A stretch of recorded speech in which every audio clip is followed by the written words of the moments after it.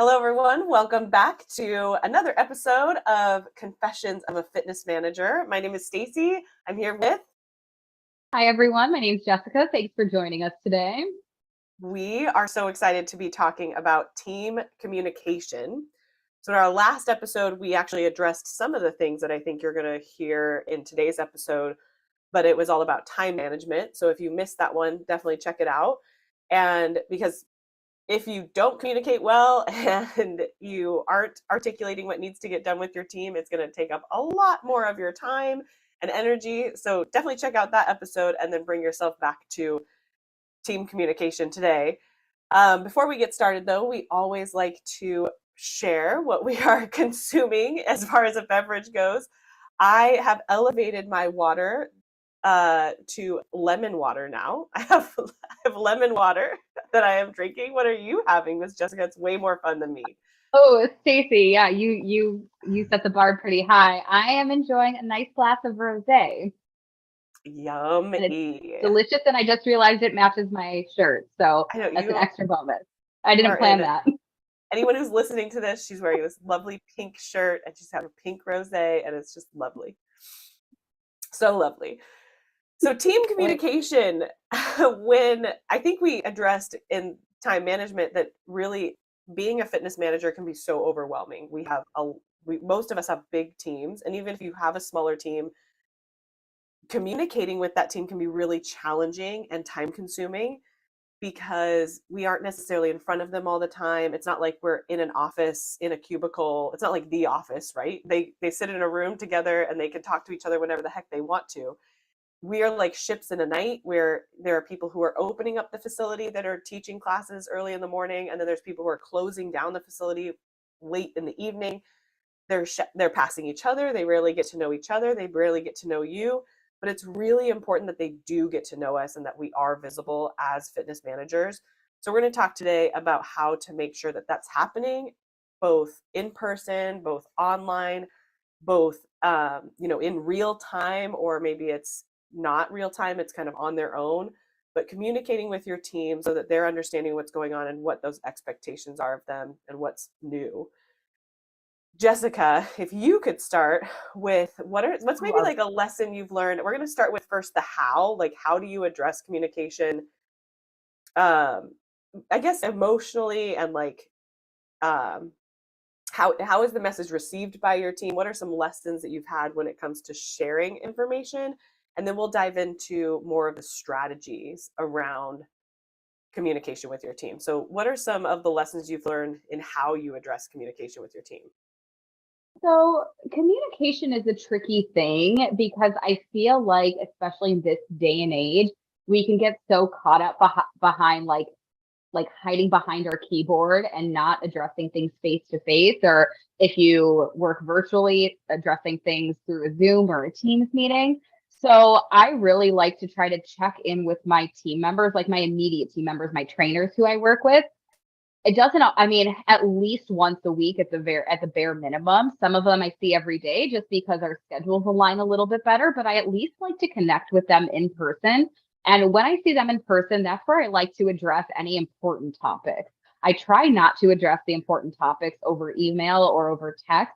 Or if I don't see them and there's something that needs to be addressed, I'll send them an email and ask to schedule a meeting so I at least have the time to see them face to face, because we know that sometimes if we try to address an important topic over email, it can come across as very abrasive, or there can be a huge miscommunication. So having the ability to actually have a sit down and a conversation that goes back and forth can be way more productive. So I really try to see and communicate with my team in person as often as I can. And that doesn't always happen. And there are times where it's more appropriate to talk to them and communicate things over email. Like maybe it's a policy change and something that might be a little bit more administrative, or something that isn't an emergency. I might send an email to the whole team and communicate that way. And if I'm sending an email to the team, or even if I'm sending an email as a one-on-one, I really want to be clear on what the expectation is. And I want to be clear to all team members.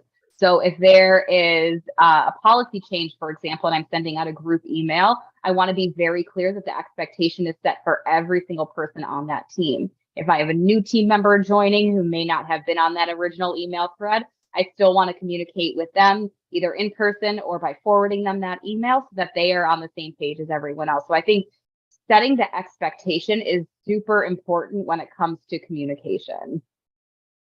Yeah, and I think it's something that we've had to learn over time. Like, if we were to look back at our mistakes, that's whenever something like the ball's been dropped, something's been missed, it's almost always been that that expectation wasn't clarified or set. And we've done some complicated things together that we've accomplished together. Like I think the most intense communication form of communication is policy changes. That's huge. And I think a lot of us learned how to communicate that with our team during the pandemic when we wore masks, then we didn't wear masks, then we could, be 6 feet apart, and then we needed to be together. And so it was like all of those changes needed to be shared with your team, but the expectation also needed to be set. And we had to learn how to like write scripts for our team to help support them through that Absolutely. change.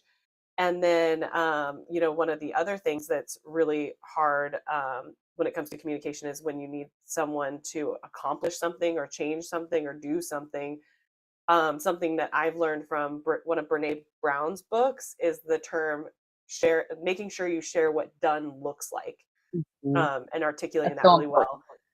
And when we have overseen the showcases we've overseen, so we do like something we've talked about I think in previous episodes is the studio showcase we would run where people are moving from studio to studio. So we had to figure out how to communicate with the team what each one of their responsibilities was, whether they were teaching class or they were supporting. We had to communicate in real time during that experience over a radio, which was actually really Yep. fun. And then we also had to figure out how to get members what to expect, like how do you communicate to them. So there's so many layers of communication. Even I'm Mhm. realizing we're trying to focus on team communication, but maybe in future episodes we'll talk about communication with members, communication with upper management. There's so much that we are asked to do as Mhm. fitness managers. So on that note, actually, Jessica touched on a couple of my thoughts when it comes to the how you communicate as a manager, but she addressed, seeing them in person and just how valuable that can be because it not only gives you a chance to talk about important things, but also just personal things like how's your day going and love your shirt like or something, like I don't know, something like did you get a haircut? Like Yeah. just how's your children? Like as something that's less about work and more about them. Um, and that's synchronous. So that's a in-person real interaction that you're having with your team. You're visible as a manager. And the fact that you set goals on how often you want to meet with them or see them in person is so valuable. I think that one time per week is awesome. And then if you have a larger team, maybe it's one time per month. Like you want to make it a Mhm. point to see everyone once a month. And then there's the asynchronous, which is emailed or dashboards or recorded information that you're trying to share with your team. And an asynchronous tool that I have not used or hadn't used as much in the past, but now I use all the time is when those policy changes happen. And you actually addressed this earlier when you said, and then a new person comes onto your team, how do they know like the information and the expectation? So that's where a dashboard can be really helpful, where you're not only allowing a place for your team to have a reference for policies, expectations, procedures, and the new instructors can have that as a resource too. And you don't have to do anything. You just have to update it Great. and then they go look themselves. It's not something you have to do all the time. And so, yeah, I hope all of those kind of examples are helpful for you.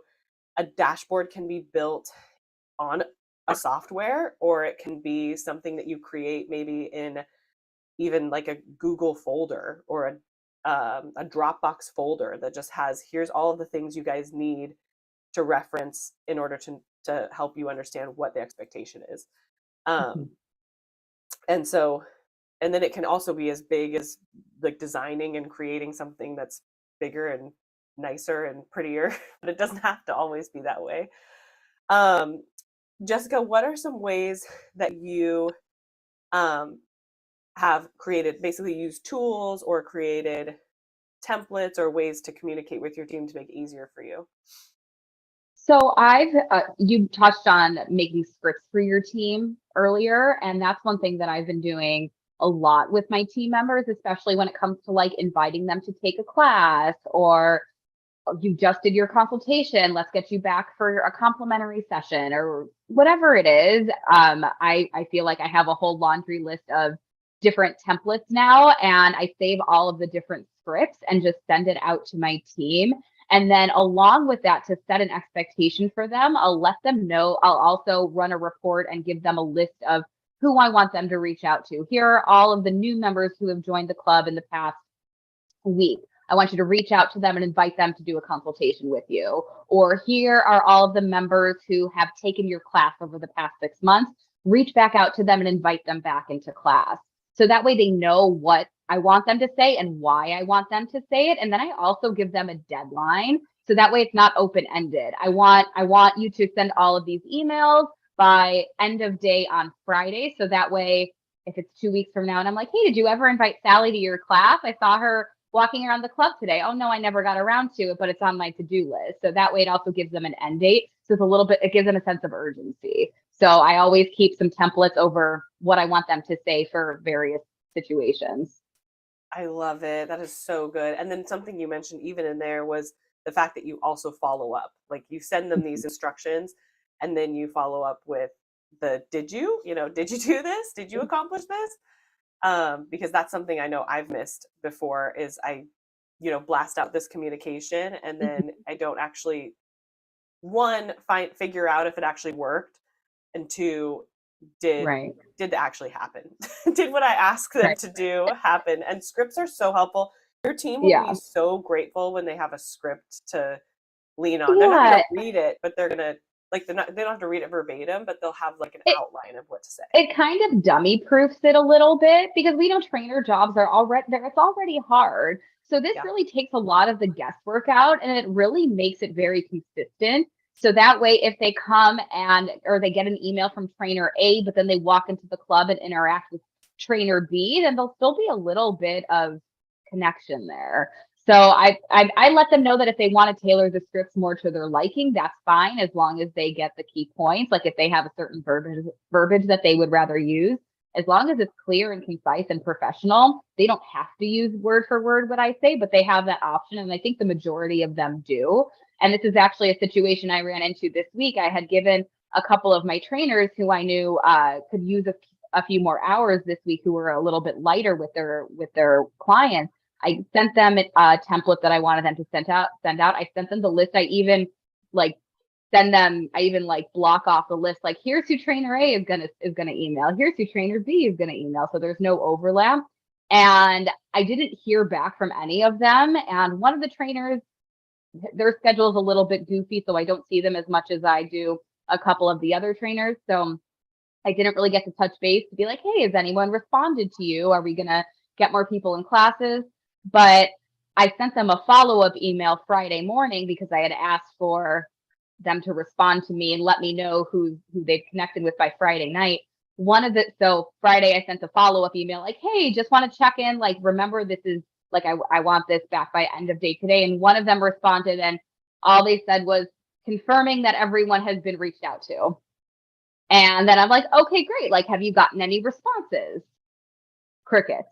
And then I have my other trainer.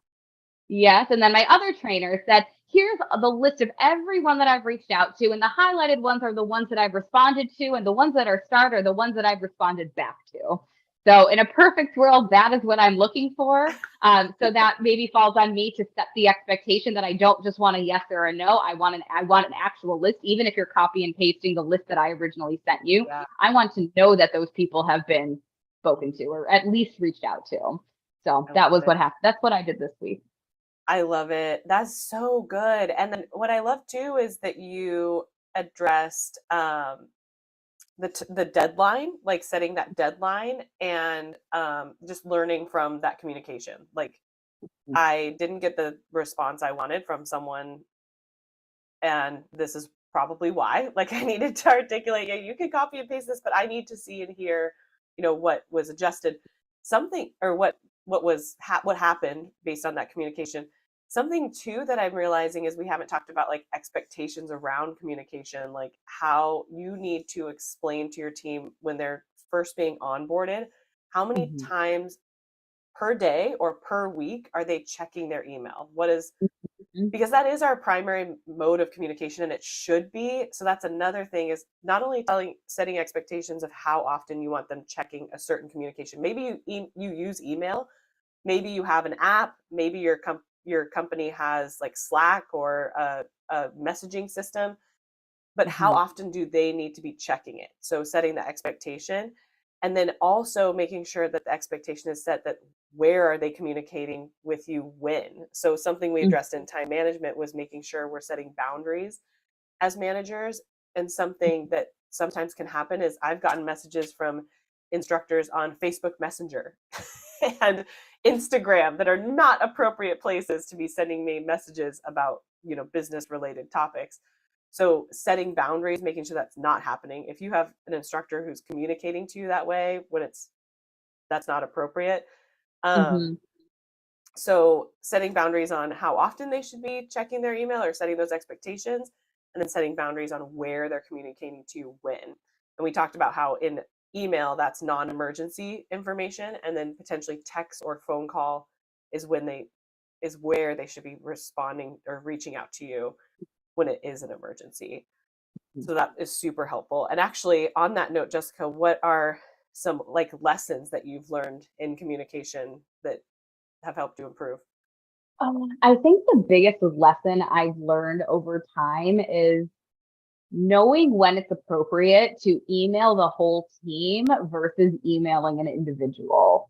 And this has been a big one for me. And I think we've all kind of been guilty of this at some point in time. Over you need to communicate something with like one person, maybe one person forgot to like turn the microphone off, or maybe one person didn't clean the studio correctly, or whatever it is. Maybe you just wanted to communicate with that one person, but then you're like, the whole team could probably use a reminder. And then you email blast the whole team.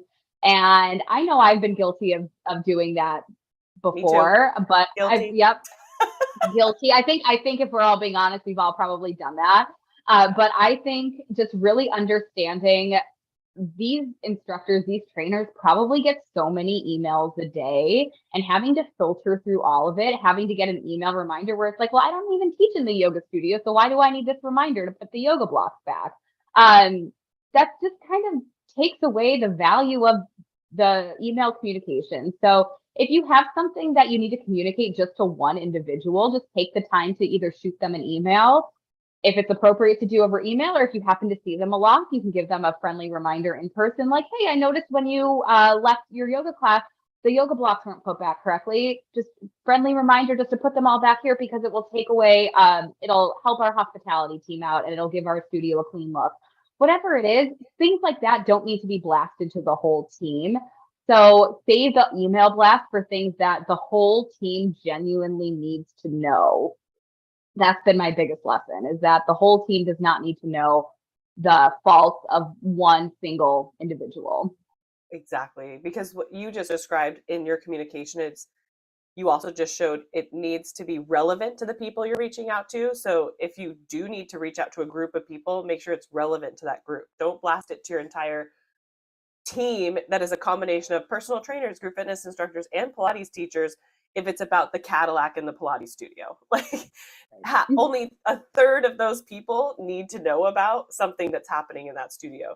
So finding a way to break down the groups of people that you communicate with so it's relevant to them, I think is so valuable that you said there. And then yeah, I can't even tell you how many times I've definitely done this before, because it's easy. It seems easy. You just select a distribution group, you blast it out to everyone. Yeah. But like you said, it depreciates the value of the communication you're sharing, and it doesn't help them understand the why, like you described so well. And I just remember feeling when I've gotten communication before that was like a blanket statement to a group of people that I was a part of, but I wasn't sure if it was about me or someone else. It was frustrating, and it kind of made me upset because I took it to heart, the communication, but I had a feeling that it really wasn't directed toward me. And I was the one being affected by it. And so I didn't enjoy that feeling of, inadequacy, or, because we're passionate about what we do and how we do it. And if it wasn't meant for us, we're going to stop listening if we don't want to listen. And if it's feedback that would be valuable to us, that was about us, then it's going to be so much more valuable if you just go to that one person, and then no one else is Exactly. going to feel like they're missing the mark or get confused because you reached out to them when you shouldn't have. And then to even add on a little bit more to that, Stacy, it can also create even more work for you as a fitness manager, because if you send out an email to a whole team, whether it's a big team or a small team, and you really only wanted this message to go to one person, you could be then stuck fielding emails from a good portion of your team to be like, oh my gosh, I'm so sorry. I thought I cleaned the yoga studio. Or, hey, was this directed to me? And then you have to go back and say, oh no, don't worry, this wasn't about you. Then it's like, well, then why was I sent this email? Yep. So it's just not a good experience for the people on your team who don't need that form of communication. Yep. Oh my gosh, so good. So good. The only lesson I could think of really that was big for me, well, two, I guess, was when, like we were talking about earlier, policy changes, when we had to go through Mm-hmm. all of that in COVID. The one thing that really helped me in getting the message across to the team was using a combination of videos, written, and sound. So That's so good. like you said, kind of dummy proofing the script can be really helpful, but the video kind of put some personality to it. So it would just be me. I mean, we can do that anytime now. We have our phones, like, so easy. We just Mm-hmm. You take your phone, you film yourself for a short video, you put it in a Dropbox or a link, or share it with your team directly, and then you explain to them um, what needs to be done, and they can see you and hear you, and it's a more emotionally driven, experience. Mm-hmm. And then with that, you're writing down also, here's the bullet points of exactly what I described in the video. If they're too lazy to watch the video, that's fine. Or if they're less of a visual person and they're more of like, I like to just read and be done. Mm-hmm. And then the other piece is that I know my mistake in communication was when I would expect the front desk to know anything that was changing in the fitness department, or anything that Mm-hmm. was being updated, or anyone new who joined our team. They don't automatically know. Like you said it so well at the beginning, don't assume that your team knows what you want from them, or that anyone else understands or knows anything that you haven't actually communicated. So Mm-hmm. I've had to improve and recognize it's really important to share with that front desk team, or even your facility operations team, what's new, what's happening. Absolutely. Maybe send them a newsletter every month, but get them involved, because they have great relationships with the members who you're looking to either use personal training, Pilates, or group Mm-hmm. fitness, and they are your potential, sounding board. Absolutely. I think that's great. I think it's so great to let the support team know what's going on in your department, because you're exactly right. They're like the first line of defense. They're the ones who get such great relationships with these members because they see them all the time. So letting them know what's going on, or at the very least, if they don't know what's going on, instead of saying, I don't know, or instead of making something up, or, yeah, sure, there's probably a Halloween event going on this month, directing them to the correct person, whether that's you or another trainer on your team or another manager, having some kind of answer that for your support team to give to these members can be really beneficial. Love it. Love it. I feel like that's all I have. Do you have anything else, Jessica, you want to talk about for team communication? No, I think we've hit it all, Stacey. These are some good topics. We did. We're so good. No, I'm just kidding. Pat ourselves on the back. Those of you listening, though, share your comments, like and subscribe to this content wherever you might be listening it or consuming, and provide us feedback. Give us an idea of what you're looking for continued information, and what are some things that really maybe resonated with you, or you could share as far as lessons in team communication as a fitness manager. We always love to hear that. And the next episode you have to look forward to is actually preparing for January. So we are in the time of recording this episode at the October time. So it's kind of a good time to be thinking about that. we're going to address what are some things to do over the holiday season when things might be quieter in the club to take advantage of that time. And then to what are the things you actually need to get ready for when it comes to that January time, not just the rush, but to feel organized. So we're really Mhm. excited to dive into those topics. And so we'll see you in the next episode, and we hope you tune in.